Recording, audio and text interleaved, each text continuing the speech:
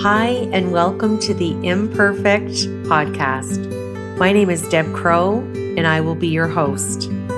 Join me on this journey as we meet heart-centered leaders from all over the globe.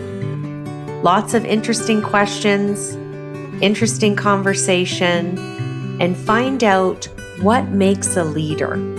How do they handle uncertainty and complexity?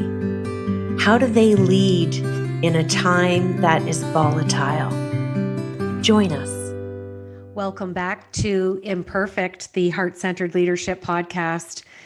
And I decided at the beginning of 20 and 21, I have interviewed so many amazing heart-centered leaders from around the globe that I wanted to make a commitment to start really highlighting some amazing heart-centered leaders in my own city of London, Ontario, Canada.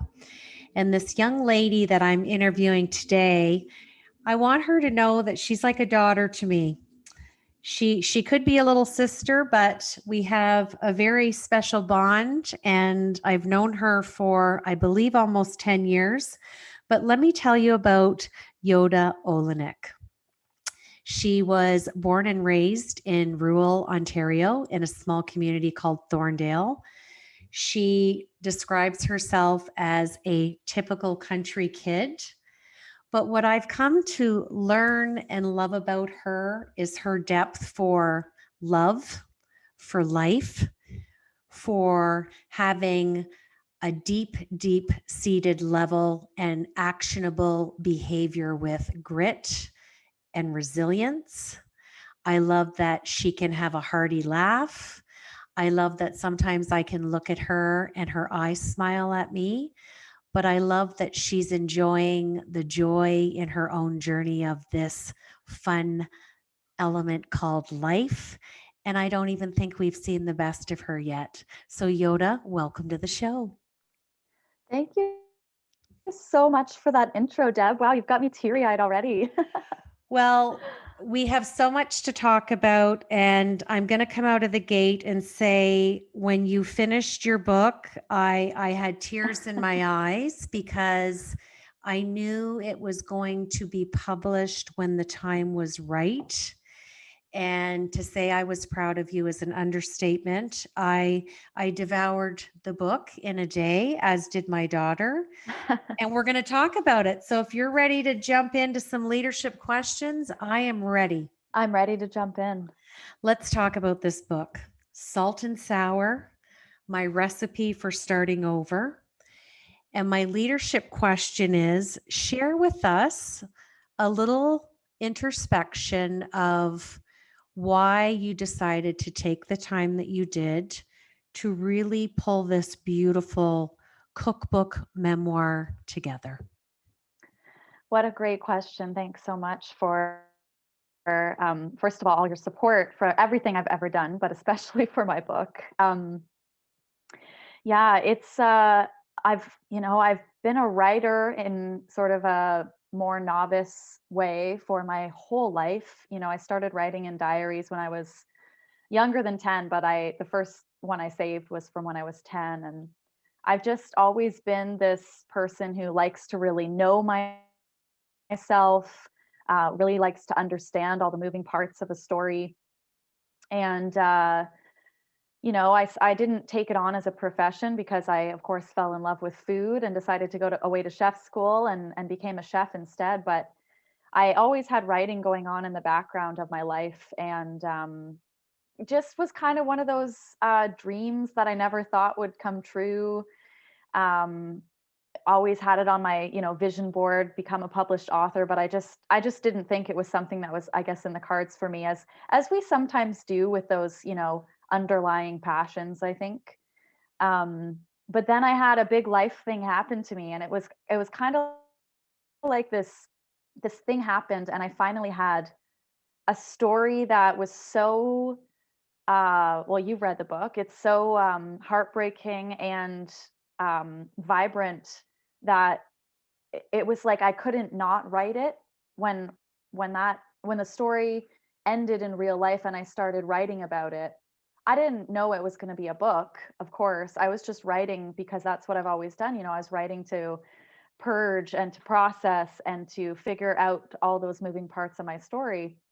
And I started writing it right after my restaurant closed in August 2017. And I didn't actually know it was going to be a book until about December of that year, because I had enough words. I had over 100,000 words. And then I started looking into publishers and getting kind of serious about it. And I wasn't really working or cooking at the time. So this book became kind of like my saving grace, really. Um, Fast forward a good couple years where I had to kind of put it down for large periods of time. And I went through a phase in the middle of 2018 where I thought, oh, this book's never going to come out and no one's ever going to want to read it. And also I didn't think, um, I dealt with a lot of worth questions, like, is my story worthy of being told? Is this going to serve anyone, or is it just going to bring more pain?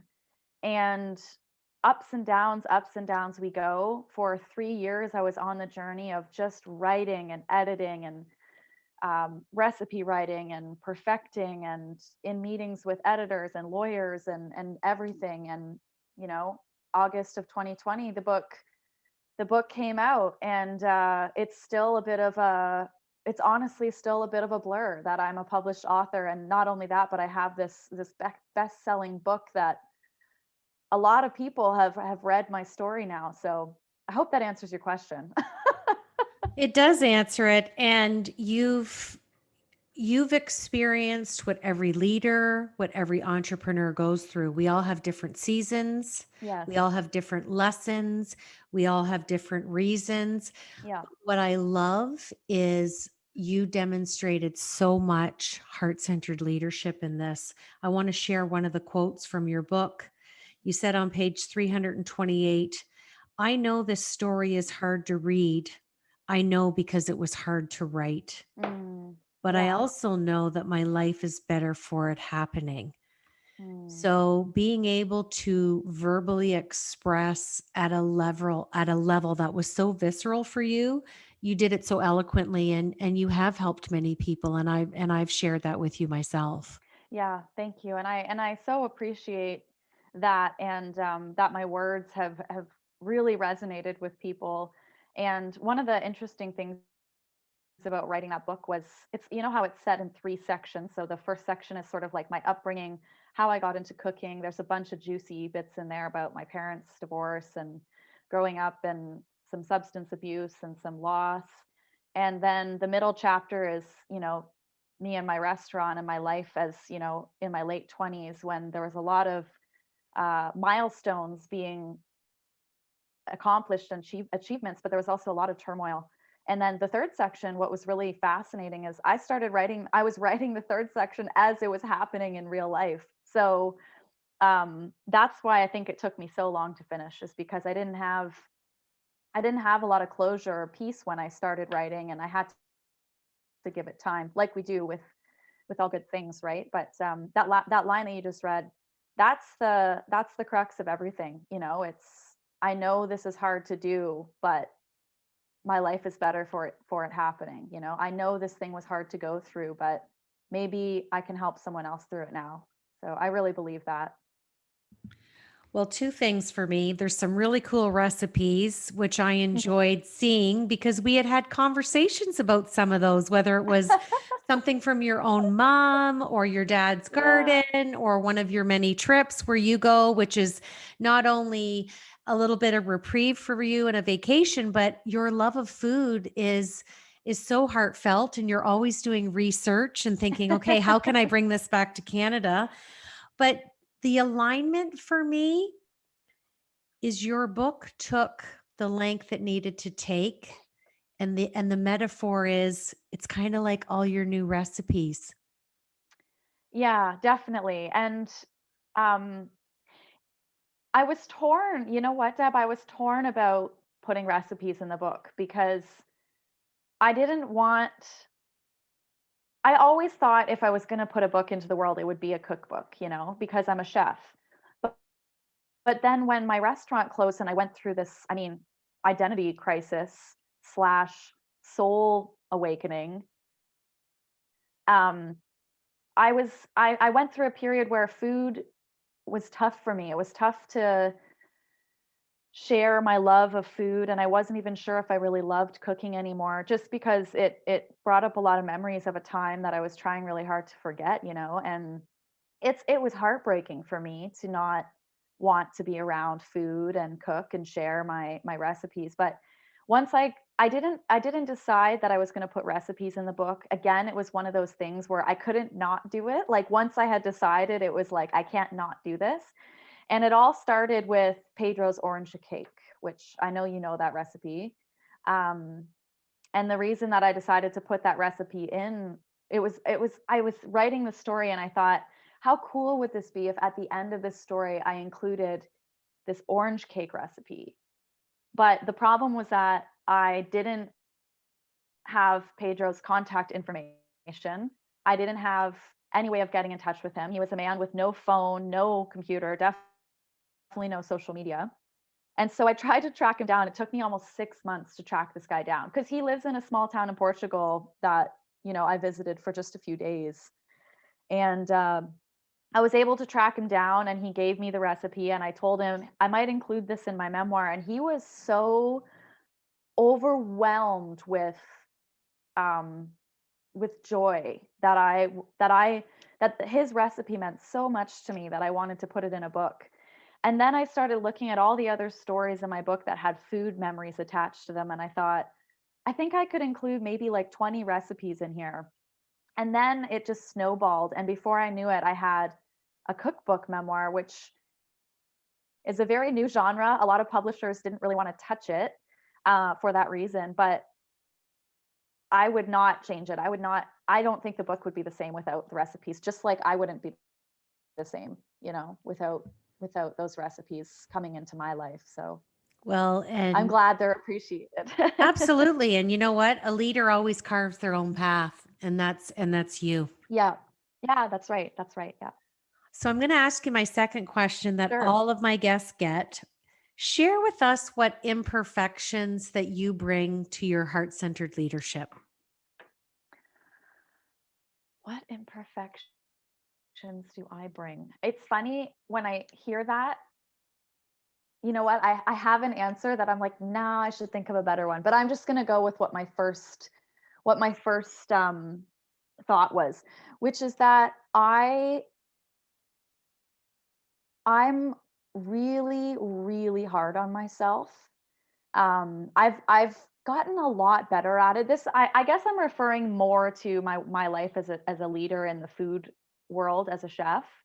Um, it's kind of been like the work of my life is to not be so dang hard on myself. And I know a lot of entrepreneurs, actually not even entrepreneurs, everyone can identify with this little voice in the back of your mind that asks you, am I the best boss I could be? Am I the best representative for this business? Am I doing my clients justice? Am I this, that, and the other thing? And, if there's ever criticism that comes my way, I take it very personally and very hard. And I think that becomes hard on my staff and can be hard on my friends even. Um, but like I said, I do think it's my life's work, and I think I get better at it as time goes on. But I would say if there's any imperfection that I am interested in, that would be the one. I'd love to be the kind of person that just, brushes things off, but I don't think that's who I am at my core. So, Well, I think it's because you're a deep thinker. I think you're yes. a thought leader, Yeah. and you always want to make sure that you're presenting your best. Yeah. And it leads in nicely to my next question because I'm dying to hear your answer for this. Is cooking a skill or a talent? um, well, you can definitely be a good cook without having formal training. I do have formal training, and I wouldn't have done that part differently. Um, I think there's a better, like, the deeper question is what makes someone a chef versus, what makes someone a cook. Because I think someone who likes to cook, who feeds their family, who just has a general joy in the kitchen, I think those people can absolutely be talented. And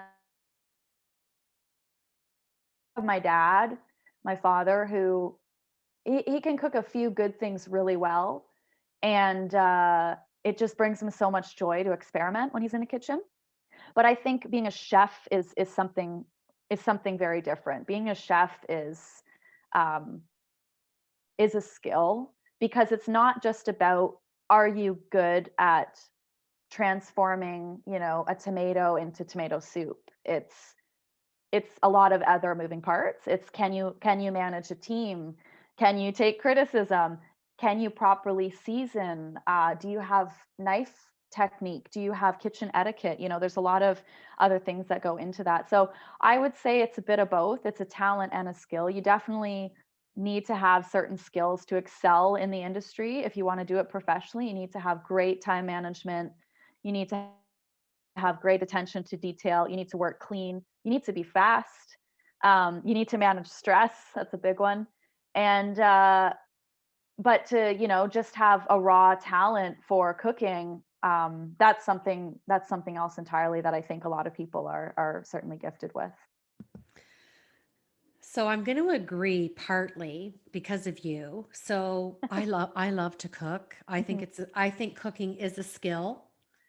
But when I look at you go on these world travels and you look at different fruits and vegetables, the colors, the smell, like you take that to the stratosphere and then you put all these flavors together in your mind and then you develop recipes like nobody's business. That is talent. I appreciate that so much, Deb. And the talent, like, the I'm thinking back to when I used to be a lab tech at Fanshawe College here in London, and my job was to grade the students on what they had prepared based on seeing it prepared once in a lecture. The prof would go up, and again, I'll use the example of tomato soup because I said that earlier. So, they watch the chef make tomato soup, they take notes, then they go back to their respective classes and they recreate it. And then I grade them on it based on all sorts of criteria. Is it the right color? Is it smooth? Is it seasoned properly? Is it presented beautifully? These are all the things we're looking for when we think of quality food, right? But there was a huge difference between the student that, yes, it looks great, it's on a pristinely white plate, and they followed the recipe exactly, and it is exactly how it was supposed to be. That's an A plus. But what about the student who accompanied it with some balsamic glaze because they thought the tomatoes were too sweet and didn't have enough acidity? Or what about the student who, did something crazy and added, I don't know, mint leaf to it because they were just couldn't live without knowing what tomatoes and mint tasted like together? And what about the student who served it cold because, they traveled to Spain and they had a gazpacho? So there's a lot of different elements to consider when we think of, like, what makes food good, what makes a cook good. But I think for me yeah, it's definitely a combination of both. I do very much appreciate you uh just I appreciate you appreciating that about me, because it is something that I take a lot of pride in, um, and that I've worked really hard to get to this level in my career. So thank you for Well, that. you have, and you know what, I got my donuts last night, and you made me very happy at 7:15. And just a disclaimer, I did have a Yoda's donut for breakfast, and I'm completely okay with that. It's all about balance. That's right. Thank you so much. And the donuts have just taken off and launched my career into a whole weird direction that I never thought it would be. But now I'm Yoda, the donut maker. So that's A-okay with me. Well, and I'm going to anchor the point we just talked about, though. Look at the talent. Of course, anybody can make a donut. Well, not really. It's the creativity and the innovativeness and the progression of what you're choosing to put on top based on your favorite things, your Yeah. curiosity, and you've almost become like this chemist of donut It's creation because every week we're all like looking yeah. at these pictures going, "Oh my god, I've got to have that." It's like a combo of being a donut chemist, which is an interesting business name, by the way. A donut chemist and like a donut like finger painter or something. Like I feel like it's my favorite part of being a chef is also my favorite part of being an entrepreneur and also my favorite part of being a human. Like it's this idea that I get to be flexible and creative and spontaneous, and at the same time I get to be structured and sometimes even a little rigid, in quality. And um yeah, it's been really fascinating, especially during these trying times of COVID, pivoting my business in a way that included, making 10,000 donuts in just 10 months. I don't know. I'm perplexed and amazed. And I'm not surprised at all. And you just led really beautifully into my last leadership question. People don't realize that chefs really have to have a lot of skills that you alluded to. And a lot of them fall within leadership and heart-centered leadership. And I would love to hear what you think and feel that your top three leadership qualities are that you bring to your business because you are wearing lots of different hats, no pun intended. I I love that question. Um, what are the three top qualities I bring to my heart-centered leadership? Well, first is um, I try very hard. I've stopped having to try so hard and it's become more natural just to be a good person to be around. Like I've worked for chefs that are very extreme. I wrote about it a little in my book. Just they have often have very intense personalities in the hospitality world. Sometimes sometimes that's a positive thing, but often it's driven by ego and sometimes substance abuse and lots of different things kind of on the darker side of life. So I strive really hard to live a healthy life, including physical health, mental health, emotional health, so that I can be just a good person to be around. And that's as much for my employees as it is for my clients. Um, so just to be a good boss and a good if a lot of clients have me in their homes, right, and they trust me with their kids and all that. So that's probably the number one thing, that if I wake up every day, if I can go to sleep every night and know that I've taken steps to do that, to be just a good person, that I'm well on my way. Probably number two is using my voice and my business platform to share about the things that I care about, that I think are important, and just things that are sometimes heavy on my heart or that someone else needs, um, a voice for. So, this year I talked a lot about what was going on with um, in various farm settings with COVID and migrant workers. That was something that I spoke a lot about. And I talk about mental health very openly on my business platform, which is probably strange to some people, but I just think it's something that can't be missed. And I don't take for granted that I have a lot of people who are listening. So I want to be able to use my strengths to highlight certain things. Um, And third is probably, I think I'm a very generous person. It's kind of one of those catch 22s because sometimes I feel like I'm a little too generous with my time or my, um, saying yes to well, I don't need to talk to you, Deb, about the whole like boundaries thing because you and me have talked a lot about that and you've helped me understand that a lot better. But, sometimes I still fall into those old patterns of being really, really generous and self-sacrificing a little bit and saying yes to too many things. So that's something that is my favorite thing, but can get a little bit if it's not kept in check, it can get a little bit tricky for me sometimes. But trying to be a generous person, I give away a lot of food to people in need, and I give my time to causes I believe in, and I think that can serve business owners in any field. Is just radical generosity.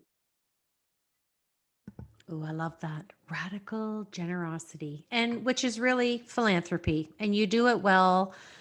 I loved seeing on your website that when I ordered the donuts and the Valentine's dinner, of course, because self-care, I had to order that for myself. That's awesome. I love I could that. I could buy a meal for someone in need, and I was like, Yeah. you continue to grow and evolve and really own your character. And then in your book, Yeah. you owned all your character flaws. And those are all elements of heart-centered leadership. Yeah. So And just and it's giving back is a real gift of entrepreneurship because I couldn't give in the way that I do now if I was just working at someone else's restaurant. I mean, maybe I could in my personal life, but the thing about being a chef is like you don't have a lot of time to give. So for me to be able to launch the free food fund, like we made almost 6,000 meals at the very beginning of the pandemic. And when I say we, I mean I. I made that many because it was such the program just became so huge overnight because there were so many people in the city in need. And now I'm just trying to continue that work, making it a little more manageable, I guess, for me and my team. But um, yeah, entrepreneurship, that's one of the greatest gifts of having flexibility in your budget and with your time is that you can get bigger into philanthropy and causes that you really want to get behind. well, absolutely. And it goes back to the self-care piece. You got to have that foundation. And once you look after Yoda and get to all of her needs being met, then you can share the riches with others that are less fortunate. And I think you've done that very beautifully. Deb, it's been the greatest lesson of my life so far. Well, and that's part of learning and growing, right? I mean, you knew me like you said in your intro. You knew me like almost 10 years ago, and you knew where I was then, and like I wanted to give so much, but the problem was I wasn't keeping anything for me, and the burnout of that has rippled through, like tore through my life. And I know I'm not the only entrepreneur out there who has felt that. It's a thing I don't think we talk about enough, is this burnout from just a lack of caring for ourselves. And my life now is so very different, and it's really because of some of those core lessons that I know that you talk about a lot. It's that those boundaries you set, and the learning to say no has been a huge one, and just taking care of you, and in all aspects of your life. Well, and we both are big fans of yoga, and it's one of the reasons I wanted to become a yoga teacher. I wanted to exercise and implement yoga principles into my own life, but I wanted to be a better listener. Absolutely, absolutely. And we can only do that and keep honing those skills and be our own life strategists when we do the inside work, right? Absolutely, absolutely. Okay, I'm going to switch over to my Fab Four now. These Oh, are okay. these are four fun questions. Oh, Whatever's sitting on the yay. top of that little chef mind of yours. Okay. First question, tell us something that we don't know about you. Ooh, that we don't know about me. What's something? You don't know about me. Okay, so here's a really weird thing about me is that I don't like sweet potatoes. And the irony of a vegan chef not liking sweet potatoes is like too much for people to handle. Everyone, every time I ever tell someone that, they're like, "You don't like sweet potatoes?" I can't stand them. I cannot stand a sweet potato. Isn't that interesting? I didn't even know that about you. How can you not like sweet potato? I know. I just honestly, I would rather just not. I don't know. I can't do it. I can't. It's I, like watching a kid eat broccoli or something, watching me try to eat a sweet I potato. love it. That's hilarious. If I asked you to sit down with the 14-year-old version of Yoda, what advice would you give her today? Oh, wow. Well, I mean, this is my work that I'm working on now actually in my personal life is I'm going back to that time in my life and really looking at that version of myself because again, I was just so bloody hard on myself. Um I look at when I was writing back then, every sentence started with I should, I should. Like I should even things I couldn't control, like I should be taller, I should be smarter, I should get better grades, I should have more friends, I should have less freckles. All these just constantly dissatisfied with myself. And when I see photos of myself from when I'm about that age, I think, man, you were pretty stinking cute and you were funny and you were smart and you didn't need to be anything else. And so that's what I'd love to tell her. I would and what I hope um if I'm ever a parent that that's something that I remember because I think it's something if you don't deal with it when you're little, you carry it until you deal with it. So I'm kind of just starting to deal with that side of myself now. But that's what I would tell little 14-year-old Yoda. I would just be like, "Girl, you're so cute and so loved and you're doing great and just be nicer to yourself." Well, that's sound advice. Now, 2021, do you have a word Mm. or a mantra, or do you just have some big, scary personal and work goals? Share with Okay. us what that looks like for you. Okay, so I'm actually doing something kind of radical and my theme of 2021 is actually to slow down a little bit. I've got a couple huge milestones coming up in my life in the next actually month or so. I turned 33 in a short time. I'm celebrating 10 years in business with Yoda's Kitchen. I'm celebrating a year of sobriety.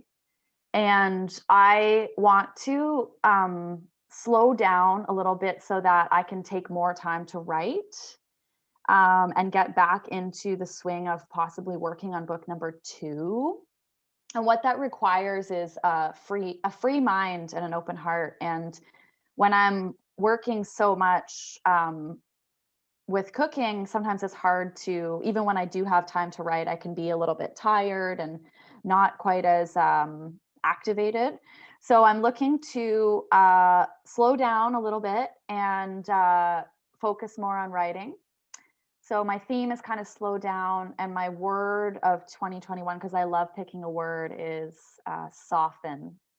I'm, I'd really like to just start moving slower, resting more, really diving into that sort of feminine energy. And it's great right now because the world is shut down and it's the dead of winter. But I want to carry that on and not be scared in the spring and in the summer when I start, because when I start working less, of course, I see my bank account dwindling, and I want to not be scared and just embrace the pause. Um, yeah, that's my goals for 2021. So I'm going to align this with your kitchen and cooking, and you couldn't be creative or skillful as a chef if the kitchen was messy and full of chaos.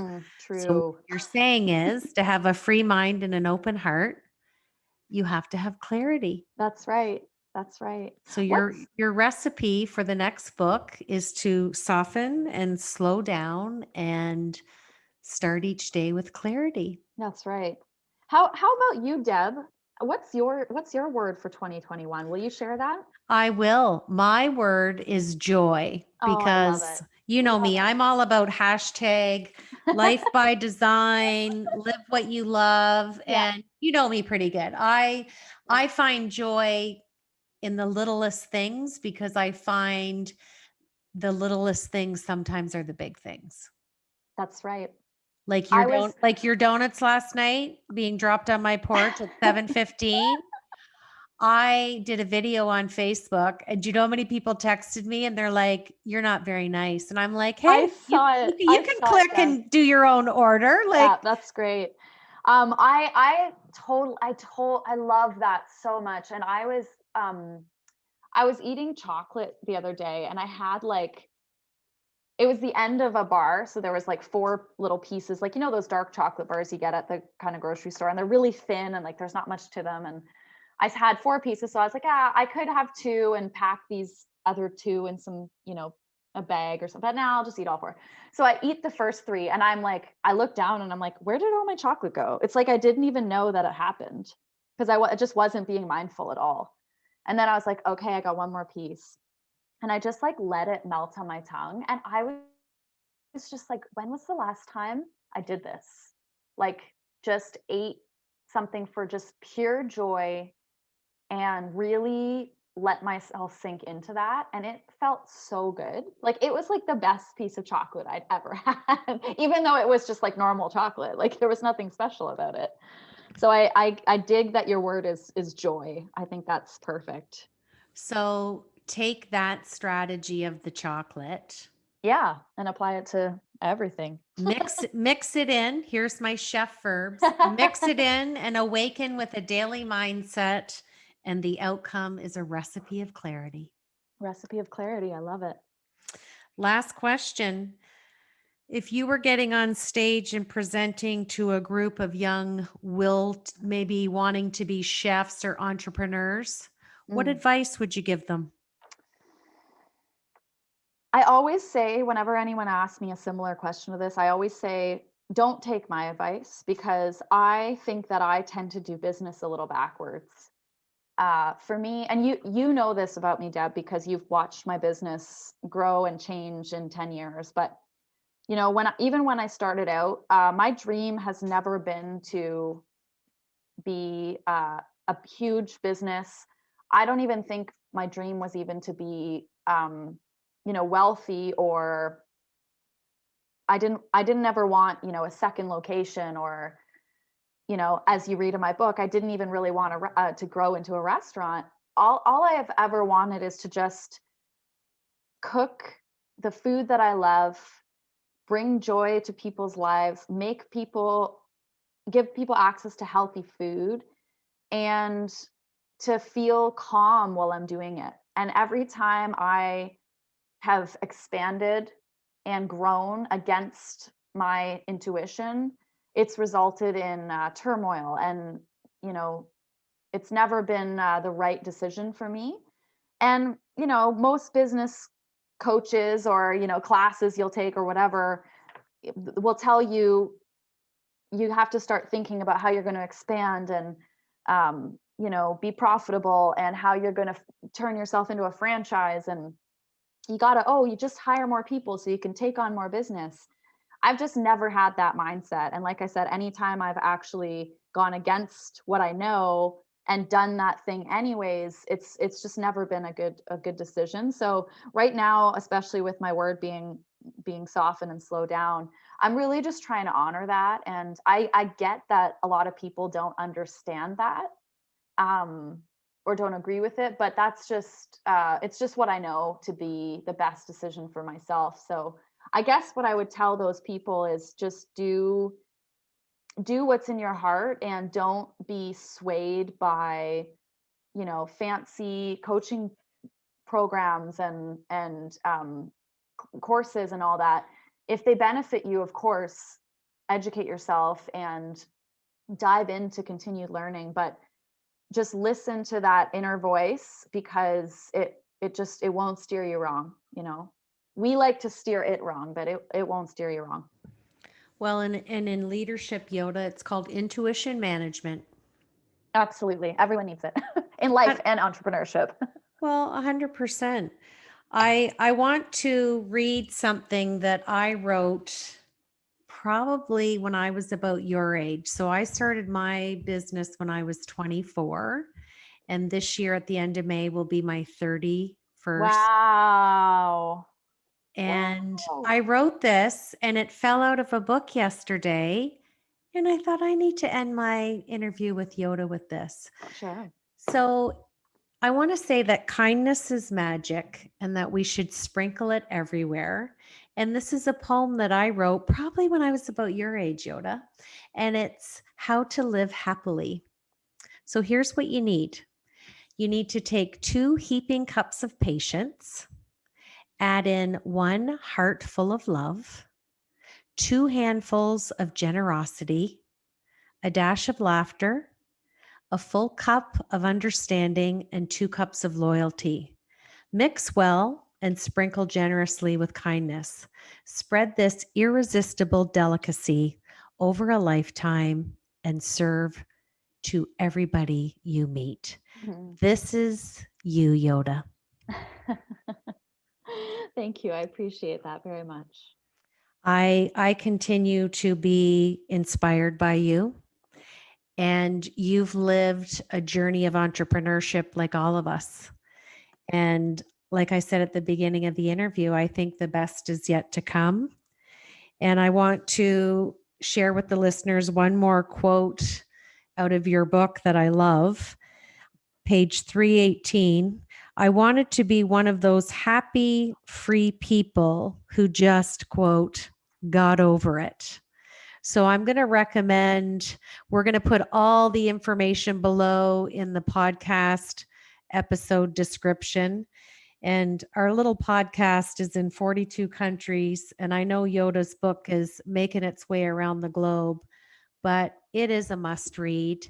It was written from her heart as a heart-centered leader. It's called Salt and Sour, My Recipe for Starting Over. And it's probably one of the best books that I read last year. So Yoda, I am so proud of you. I'm sending you a big hug through this microphone, and just keep leading and being who you are, because it's enough. Thank you so much, Deb. And I appreciate the opportunity so much. And it's just been way too long since we talked. So this was great. Well, it's for me, I want to find and interview more leaders in our own backyard, not just around the world. I love it. And I want to thank everybody for listening in today and getting a little glimpse at Yoda and her amazing business. And if you like us, give us a rating, give us a review, and share us on whatever platform you like to listen. This is Deb Crow. Thanks again for joining me on Imperfect, the Heart-Centered Leadership Podcast.